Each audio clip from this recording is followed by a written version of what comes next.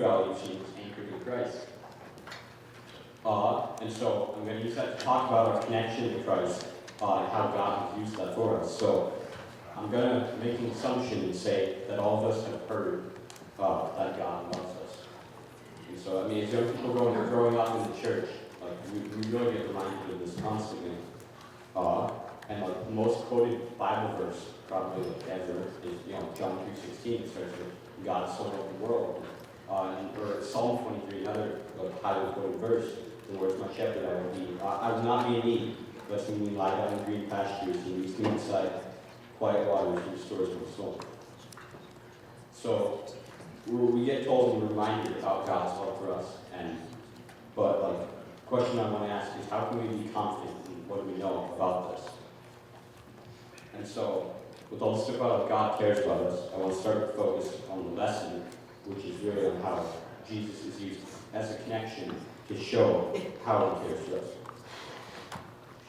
So the book that we're in for most of this weekend is Hebrews, mainly chapter 6. So Hebrews was written to the Jewish Christians who recently converted. So from their old faith, they were really familiar with the Old Testament. So I'm going to read Hebrews 6, verses 13 to 20. This is for the New American Standard Bible. For when God made the promise to Abraham, since he could swear an oath by no one greater, he swore by himself, saying, "Indeed, I will greatly bless you, and I will greatly multiply you." And so having patiently waited, he obtained the promise. For people swear an oath by one greater than themselves, and with them an oath serving as confirmation in the end of every dispute. In the same way, God desiring even more to demonstrate to the heirs of the promise the fact that his purpose is unchangeable, impossible for God to lie, we who have taken refuge with a strong encouragement, to hold firmly to the hope set before us. This hope we have is an anchor of the soul, a hope both sure and reliable, and one which enters within the veil, where Jesus has entered as forerunner for us, having become a high priest forever, according to the order of Melchizedek. So, the main idea we get from this passage is the unshakable nature of God's promise and our hope in Jesus because of that. The start of the passage is mainly explaining God's unbreakable oath to Abraham that he gives in Genesis. And God swears by himself because there's nothing greater than God. And so verse 18 is really telling us that because of this, we can confidently have hope and we can trust it. Because God's oath is, that's like about as good as you can get. And so we know for sure we're going to get what we're promised. And, so we can be reassured about this because it's not based on what we've done or on our feelings, but instead it's focused completely on God and how he's unchangeable.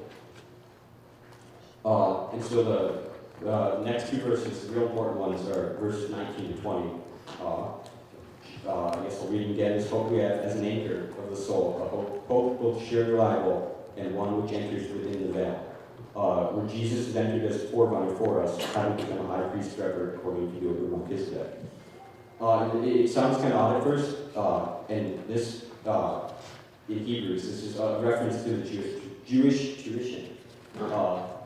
It talks about going behind the veil, and so that's a reference to the high priest. And so a lot of you probably remember in the Old Testament, the high priest would go behind the curtain in the temple, the veil in the temple, and that was to get to the holiest place and offer a sacrifice to God. So he was acting as a mediator for Israel, and that was how the Israelites were able to approach God. So it's comparing Jesus to this and saying that Jesus is our high priest and our mediator to God. So in the same way that the high priest was the connection for the Israelites to God, Jesus is the connection to God for us. This is a fulfillment of God's promise to us. This means that our hope in his promise isn't based on how strong our faith is, but the fact that Jesus has already gone ahead of us and secured our place. By this we can be encouraged to hold on to the stability and safety of Christ as our hope, because he's the fulfillment of God's commitment. So in conclusion, I think we should take comfort because God's promise is unchangeable, and Jesus has entered into his presence for us.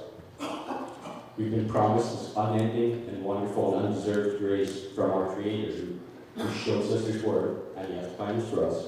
And so He's sent His Son as a way to connect Himself and His Word to us as like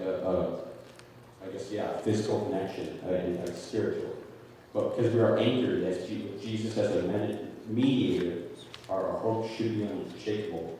And that's about all I have for tonight. So I guess now stand and sing.